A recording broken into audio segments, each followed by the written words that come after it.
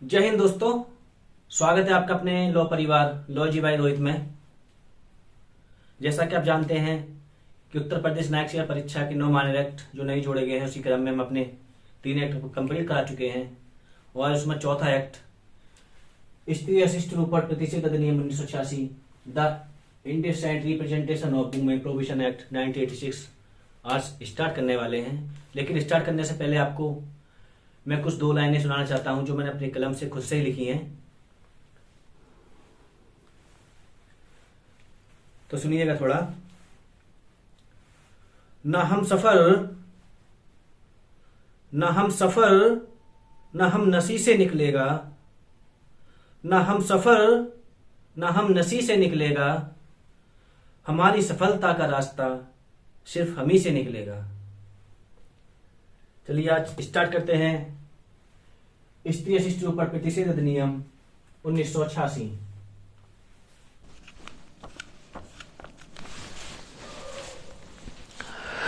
कुल 10 अध्याय हैं,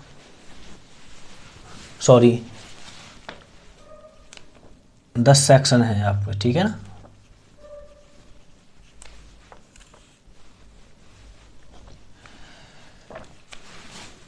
और आपका यह अधिनियम 2 अक्टूबर 1987 को 2 अक्टूबर 1987 1987 को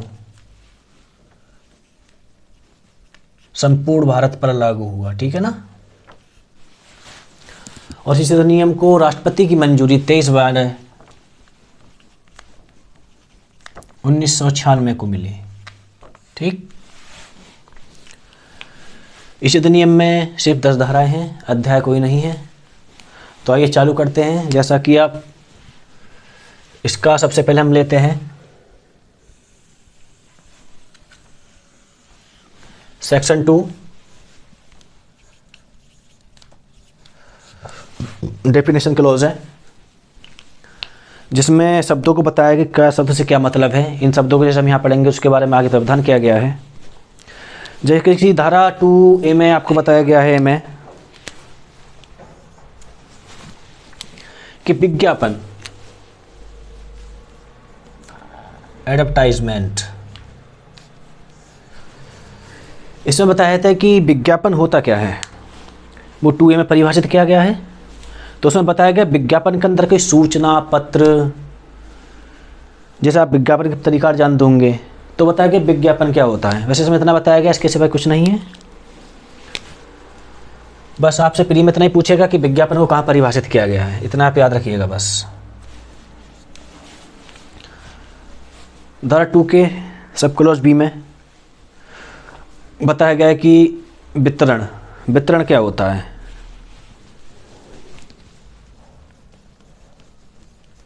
ठीक है।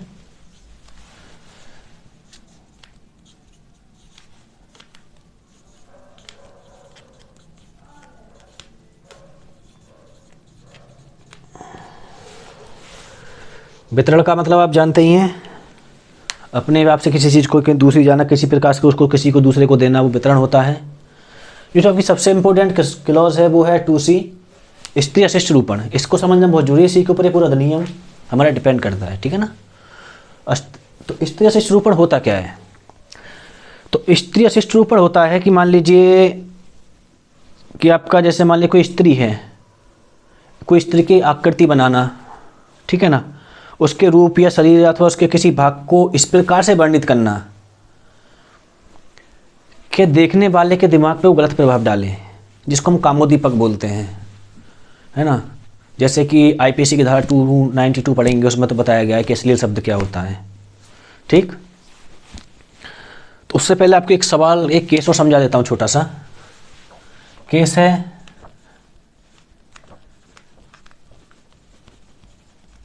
अभिक सरकार वर्सेस पश्चिम बंगाल राज्य,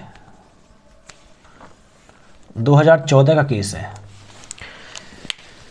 इस केस के मैं ज़्यादा नहीं समझाऊंगा, थोड़ा फैक्ट बता दूंगा इस केस में क्या था। इस केस में ये था, सुप्रीम कोर्ट ने डिसीजन किया था इस केस में।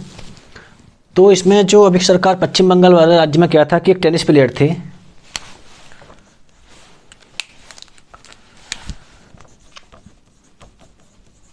और इनके एक प्यान-सी थी यानी मंगेतर, वो अभिनेत्री थी। ठीक है, जो ये टेनिस प्लेयर थे और ये जो अभिनेत्री थी, इन लोगों ने एक एक ऐड देने के लिए दोनों का साथ साथ अपना फोटो डाला, प्रकाशित किया यानी विज्ञापित किया। जैसे कि आप बता रहे हैं कि विज्ञापन में क्या होगा, ये आगे जाके बताएंगे कि विज्ञापन पर रोक लगाई गई है सीधे के द्वारा। तो इन लोगों ने अपना एक विज्ञापन प्रदर्शित किया, ठीक है ना। तो जिसमें क्या था कि इन दोनों ने बहुत कम कपड़े पहने थे, जिसको हम आम भाषा में बोल सकते हैं अर्धनग्न स्थिति में थे। तो वहाँ एक सवाल उठ के आया है कि ये दोनों जो अपने जो चित्र उन्होंने प्रदर्शित किया है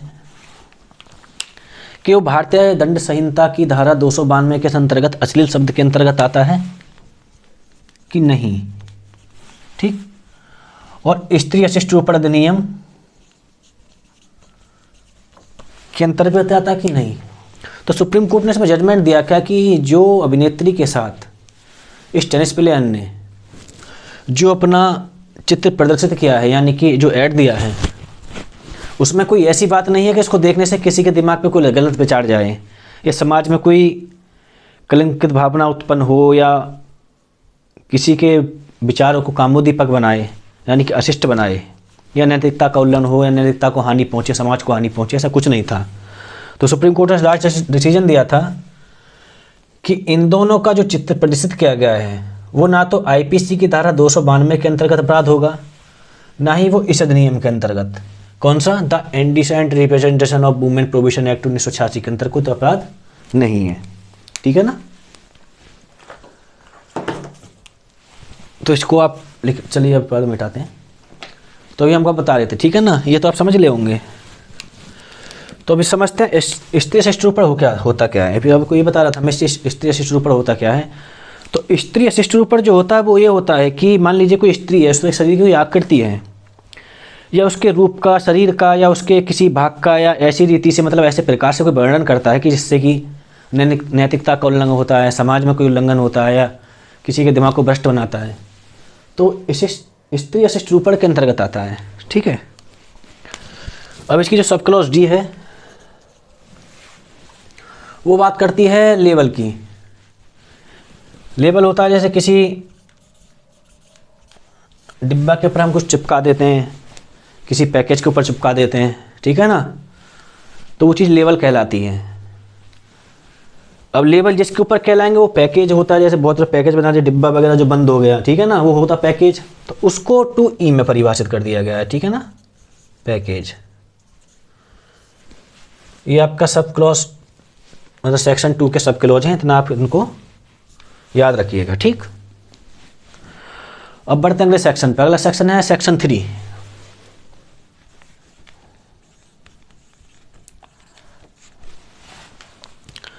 सेक्शन 3 क्या बोलता है? सेक्शन 3 बोलता है कि स्त्री अशिष्ट रूपण करने वाले विज्ञानों पर रोक। यानी कि अभी आपको हम समझाए कि स्त्री अशिष्ट रूपण होता क्या है। ठीक है। धारा 3 ऐसे विज्ञापन जो होते हैं उन पर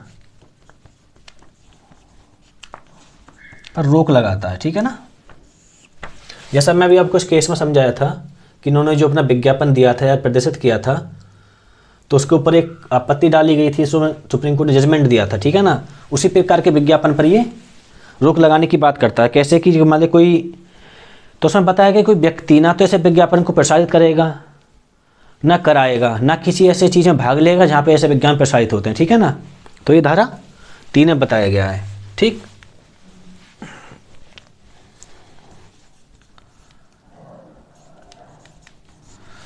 सेक्शन 4 किसके बारे में बात करता है?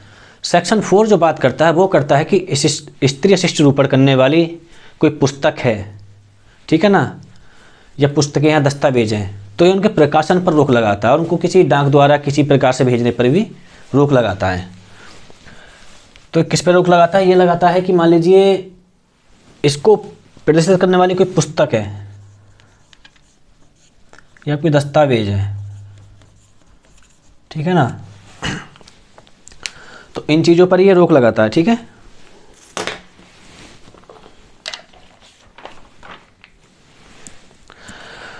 जैसे मान लीजिए क्या कोई पुस्तक दस्तावेज, तो उसमें बताया गया है धारा 4 में कि कोई व्यक्ति, माने कोई भी व्यक्ति, ठीक है ना, ऐसी पुस्तकों का, ऐसे दस्तावेजों का ना तो कोई उत्पादन करेगा अपने मतलब कोई फैक्ट्री वगैरह खोल के, ना किसी से उसका उत्पादन कराएगा, ठीक, न ऐसी वस्तुओं का विक्रय करेगा, ऐसी पुस्तक वगैरह का, ना ही उनको किराए पे देगा, ना उनका वितरण करेगा, ना उनको किसी माध्यम से, मतलब जैसे डाक के माध्यम से, ना उनको भेजेगा। इन चीज़ों पर रोक लगाई है धारा 4 चीज़ में। कैसी चीज़ों पर? जो स्त्री अशिष्ट रूप से संबंधित हो, ठीक है। तो ऐसी चीज़ों को क्या नहीं करेगा, ना उत्पादन करेगा, ना कराएगा, ना विक्रय करेगा, ना उनका किराए पे देगा, ना उनका वितरण करेगा, ना उनको डाक के माध्यम से कहीं भेजेगा। Next section 5। सेक्शन 5 बोलता है कि प्रवेश करने और तलाशी लेने की शक्ति, ठीक है ना, यानी कि तलाशी किसके लिए, किसके द्वारा दी जाएगी? तलाशी ली जाएगी जो आपका ऑथोराइज जो ऑफिसर होता है, यानी कि राजपत्रित अधिकारी, जो सरकार के द्वारा प्राधिकृत किया गया है। तो उसके पावर दी गई किसी स्थान में घुसकर, ठीक, जहां इससे संबंधित कोई पुस्तक, दस्तावेज या कोई अन्य वस्तु पाई जाती है, तो वहाँ बिना वारंट के प्रवेश करेगा, यानी वहाँ एंटर करेगा और उन चीज़ों को जब्त कर लेगा, यानी अधिकृत कर लेगा, ठीक है ना। ऐसा प्रावधान हम पढ़ते हैं कहाँ पे? ऐसा प्रावधान पढ़ते हैं हम CRPC की धारा 94 में, जहाँ बताया गया है कि फर्स्ट क्लास मजिस्ट्रेट या डिस्ट्रिक्ट मजिस्ट्रेट या कोई भी आपका उपखंड मजिस्ट्रेट जो होता है, ठीक है, किसी ऐसे स्थान में जहाँ कोई कूटरचित दस्तावेज, चुराई हुई वस्तु, मतलब चुराई हुई जो वस्तु होती हैं आदि चीज़ें पाई जाएंगी, तो बिना वारंट के मतलब प्रवेश कर सकता है, उनकी तलाशी ले सकता है। मतलब वारंट द्वारा वहाँ पे जाएगा नहीं जाएगा, मतलब जो भी है, तो वहाँ जाके तलाशी लेगा। उसका प्रावधान CRPC में 94 पढ़ रहा है, तो उसमें भी बताया गया धारा में कि CRPC किसी बात के होते हुए भी तो तलाशी लेने का उसको वहाँ अधिकार है। तलाशी लेगा कौन?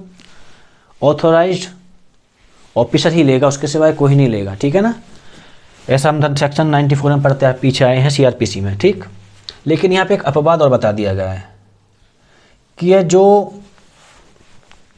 ऑथोराइज पर्सन है किसी प्राइवेट स्थान में, जो आपका व्यक्तिगत स्थान में, वहाँ बिना वारंट के प्रवेश नहीं करेगा, ठीक है। ये किसी स्थान में बिना वारंट के प्रवेश नहीं करेगा। अगर किसी व्यक्तिगत स्थान में जा रहा है तो उसको वहाँ पे इसको प्रवेश लेना होगा, तो वहाँ वारंट चाहिए होगा, ठीक है। दूसरी बात, अगर मान लीजिए यहाँ पे इसका प्रवेश नहीं मिलता है या स्थान में कोई इनको घुसने नहीं देता है, तो वहाँ CRPC का जो सेक्शन 47 है उसकी कार्रवाई यहाँ वो कर सकता है। जैसे वहाँ पर देखे होंगे कि कोई स्थान मतलब जब घुसा नहीं जाता तो वहाँ क्या करता है, तो वहाँ वो करता है कि उसके किसी खिड़की को, दरवाजे को तोड़कर अंदर उसमें प्रवेश कर सकता है, ठीक है।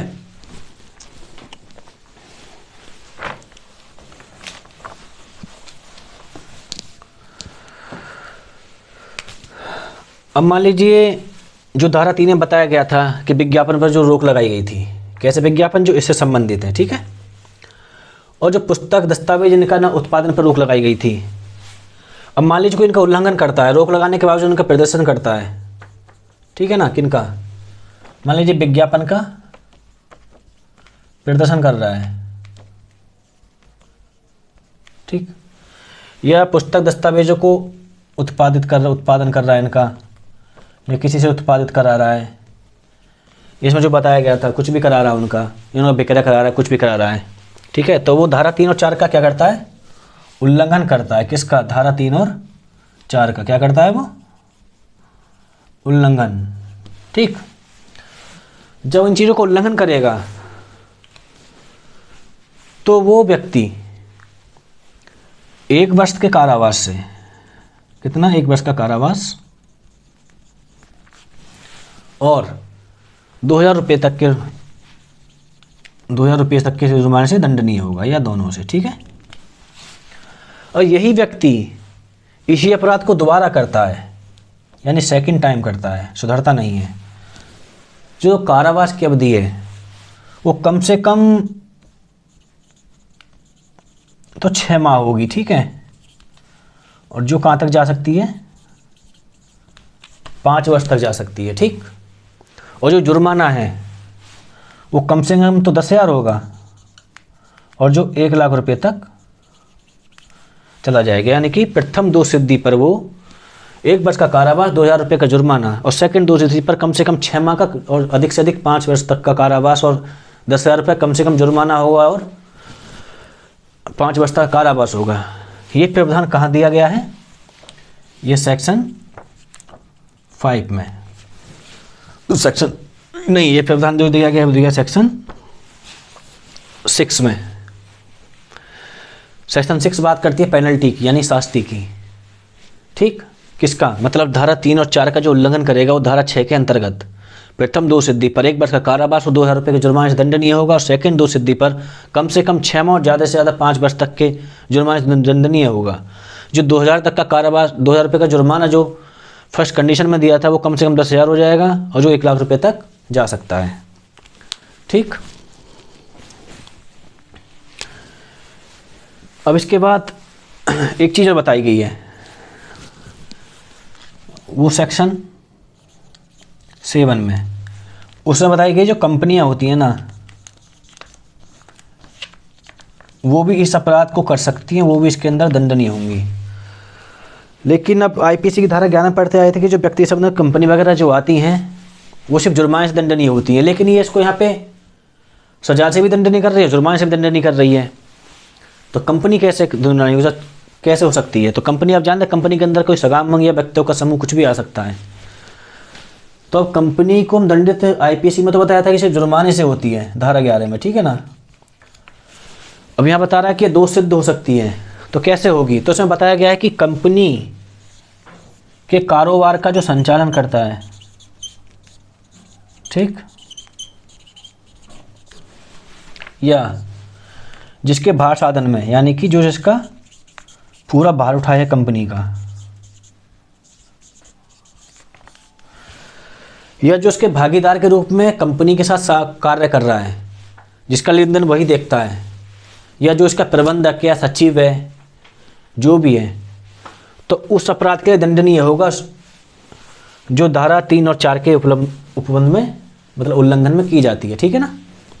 तो कंपनी जब कोई अपराध करती है तो उसके अपराध का दंड कौन होगा, जो उसका प्रबंधक, सचिव या जो भी पर्सन है जो कारोबार का संचालन कर रहा है उस कंपनी की तरफ से, या उसका जो भाषादार अधिकारी है, ठीक है ना, तो वो यहाँ दंडनीय होगा। लेकिन इसमें एक अपवाद जोड़ दिया गया, जो ये सचिव है या कारोबार का संचालन करने वाला व्यक्ति है, जो भार साधक है, अगर ये बता देता है कि जब ये अपराध जो किया गया था, धारा 3 और 4 का उल्लंघन जो किया गया था, ये उसके ज्ञान में नहीं था, पहली कंडीशन, ठीक, ये उसके ज्ञान में नहीं था, ठीक है ना। और दूसरी कंडीशन ये बता देता है कि इस अपराध को रोकने के लिए उसने पूरी कोशिश की थी, लेकिन इसके बावजूद उसको वो रोक नहीं पाया, तो फिर वो धारा 3 और 4 के उल्लंघन का दोषी नहीं होगा। दोषी का प्रावधान धारा 6 में दिया गया था, तो उसके वो कोई दोषी नहीं होगा, ठीक है ना।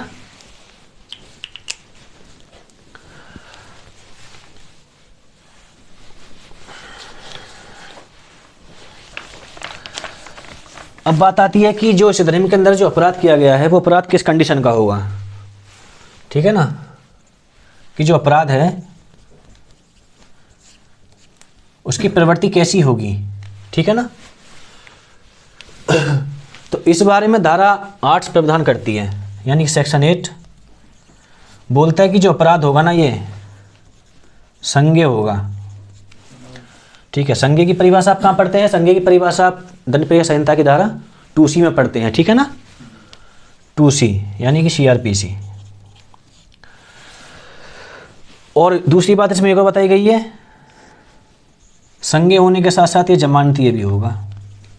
ये सीआरपीसी में आपका पढ़ते आ रहे थे कि संज्ञेय अपराध जो होता है वो अजमानती होता है, लेकिन यह कंडीशन बदल दी है और इस अधिनियम में प्रावधान कर दिया गया है कि सीआरपीसी में किसी बात के होते हुए भी इस अधिनियम के अंतर्गत कोई अपराध संज्ञेय और जमानतीय होगा। ठीक है ना, संज्ञेय तो वो होगा, कंडीशन में संज्ञेय होगी, लेकिन वो साथ में क्या होगा, जमानतीय होगा। ठीक है ना, बस इसमें इतना ही प्रावधान किया गया है। ठीक है, अब इस धारा का जो सेक्शन 9 बोलता है वो बोलता है कि सद्भावना पूर्वक कार्य संरक्षण। मान लीजिए इस अधिनियम के अंतर्गत कोई कार्य राज्य सरकार, केंद्र सरकार, किसी पदाधिकारी के द्वारा, पदाधिकारी कौन, जो ऑथराइज जो ऑफिसर होता है आपका राजपत्रित अधिकारी, उसके द्वारा कोई कार्य किया जाता है, वो कार्य सद्भावना पूर्वक किया जा रहा है, यानी कि अच्छे फेथ से किया जा रहा है, मतलब गुडविल कैसे किया जा रहा है, तो उसके द्वारा किया गया कार्य कोई अपराध नहीं होगा। ठीक है ना, अगर उसके बावजूद उस अधिकारी के खिलाफ कोई बात दायर किया जाता है या कोई शास्ति लगाई जाती है, तो जिसकी तरफ से वो कार्य कर रहा है सरकार की तरफ से, तो सरकार उसका वियोजन कर सकती है और उसकी प्रतीक्षा भी कर सकती है। धारा 9 इसी बारे में प्रदान करती है, क्योंकि यहाँ से प्री में यही पूछेगा कि जो धारा 9 में सद्भावना पूर्वक अधिकारी कार्य करता है तो उसकी प्रतीक्षा कौन करती है, केंद्र सरकार या राज्य सरकार। ठीक है, क्योंकि मैं ऑप्शन दे देगा राज्य सरकार, केंद्र सरकार, दोनों सरकार या कोई नहीं। ठीक है ना, दोनों करती हैं। ठीक है ना, और जो धारा 10 इसकी लास्ट धारा है सेक्शन 10, वो बताती है कि नियम बनाने की शक्ति। ठीक, जैसा कि मैं आपको बताया था संपूर्ण भारत पर लागू, जब पूरे संपूर्ण भारत पर लागू है तो केंद्र सरकार द्वारा बनाया गया होगा, तो नियम बनाने की शक्ति भी किसके पास होगी, केंद्रीय सरकार के पास होगी। ठीक है,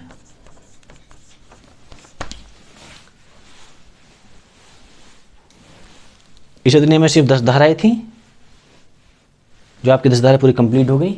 इसी के साथ ही अधिनियम समाप्त होता है। 9 मान्य एक्ट के क्रम में आज आपके 4 एक्ट पूरे कंप्लीट हो गए हैं। ठीक है, अभी आपके 5 एक्ट बचे हुए हैं, जो लगभग अगले 4 दिन में 5 एक्ट आपके ख़त्म हो जाएंगे। अगली बार मिलते हैं एक नए एक्ट के साथ। जब तक के लिए धन्यवाद। जय हिंद, जय भारत।